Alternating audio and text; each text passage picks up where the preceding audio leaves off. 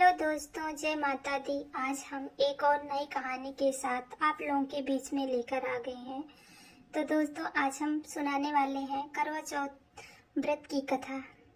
तो आप लोग वीडियो को पूरा देखिएगा और कथा को पूरा सुनिएगा। कहते हैं कि कथा को पूरा सुनने से माता चौथ की कृपा हमेशा बनी रहती है।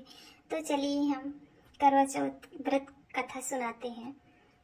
एक साहूकार था जिसके 7 बेटे थे और एक बेटी थी। सातों भाई बहन एक साथ बैठकर भोजन करते थे। एक दिन कार्तिक की चौथ का व्रत आया तो भाई बोला कि बहन आओ बहन भोजन करें। बहन बोली कि आज करवा चौथ का व्रत है, चाँद उगने पर ही खाऊंगी। तब भाइयों ने सोचा कि चाँद उगने तक बहन भूखी रहेगी, तो एक भाई ने दिया जलाया, दूसरे भाई ने छलनी लेकर उसे ढका और नकली चाँद दिखाकर बहन से कहने लगे कि चल चाँद उग आया है, अर्घ दे ले। बहन अपनी भाभीियों से कहने लगी कि चलो अर्घ दे। तो भाभियाँ बोली तुम्हारा चाँद उगा होगा, हमारा चाँद तो रात को उगेगा।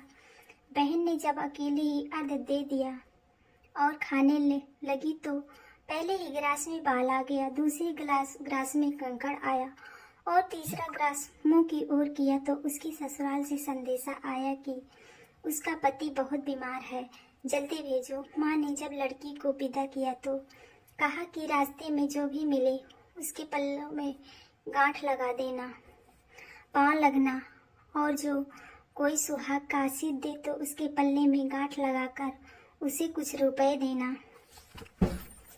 बहन जब भाइयों से विदा हुई तो रास्ते में जो भी मिला उसने यही आशीष दिया कि तुम 7 भाइयों की बहन, तुम्हारे भाई सुखी रहें और तुम उनका सुख देखो। सुहाग का आशीष किसी ने नहीं दिया। जब वह ससुराल पहुंची तो दरवाजे पर उसकी छोटी ननद खड़ी थी।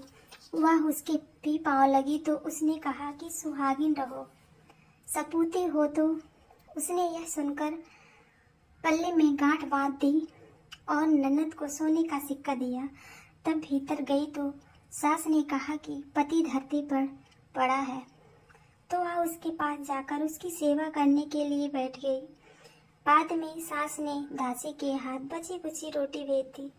इस प्रकार से जब समय बीतते बीतते मार्ग से की करवा चौथ आई तो चौथ माता बोली करवा ले भाइयों की प्यारी करवा ले। लेकिन जब उसे चौथ माता नहीं दिखलाई दी तो वह बोली हे माता, आपने मुझे उजाड़ा है तो आप ही मेरा उद्धार करोगी, आपको मेरा सुहाग देना पड़ेगा। तब उस चौथ माता ने बताया कि पौष की चौथ आएगी, वह मेरे से बड़ी है, उसे ही सब कहना, वही तुम्हारा सुहाग वापस देंगी। पौष की चौथ आकर चली गई, माघ की चली गई, फाल्गुन की चली गई, चैत बैसाख जेठ आषाढ़ और सावन भादों की सभी पौष आई और यही कहकर चली गई कि आगे वाली को कहना। आज की चौथ आई तो उसने बताया कि तुम पर कार्तिक की चौथ नाराज है, उसी ने तुम्हारा सुहाग लिया है, वही वापस कर सकती है, वही आएंगी तो पाँव पकड़कर विनती करना। यह बताकर वह भी चली गई। जब कार्तिक की चौथ आई तो वह गुस्से से बोली भाइयों की प्यारी करवा ले, दिन में चांद उगाने करवा ले, व्रत खंडन वाली करवा ले, भूखी करवा ले।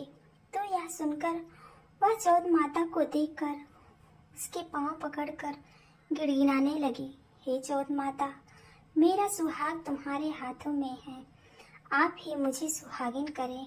तो माता बोली पापिन हत्यारिन, मेरे पाँव पकड़कर क्यों बैठ गई।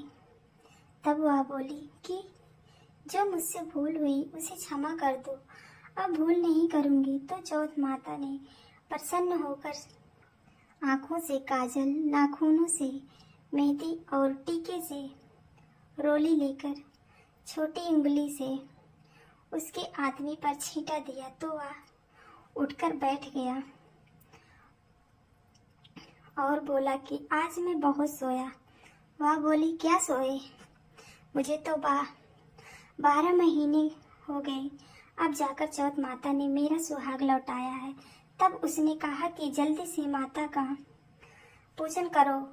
जब चौथ माता की कहानी सुनी, करवा का पूजन किया तो प्रसन्न होकर दोनों पति पत्नी चौपट खेलने बैठ गए। नीचे से दासी आई, उसने उन दोनों को चौपट पासे में खेलते देखा तो उसने सासू जी को जाकर बताया। तब से सारे गांव में यह बात प्रसिद्ध हो गई कि सब स्त्रियां चौथ का व्रत करे तो सुहाग अटल रहेगा। जिस तरह से साहूकार की बेटी का सुहाग दिया, उसी तरह से सब चौथ माता सबको सुहागिन बनाए रखें। यही चौथ के उपवास की सनातन महिमा है।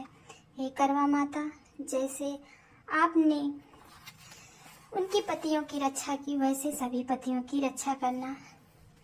तो दोस्तों, मेरी ये कहानी कैसी लगी आप लोग कमेंट में ज़रूर बताइएगा, और चैनल में नए हैं तो चैनल को सब्सक्राइब कर लीजिएगा दोस्तों, जिससे नोटिफिकेशन आप लोगों के पास तुरंत पहुँचे। और ऐसे ही मिलूंगी फिर आगे नई वीडियो के साथ। जय माता।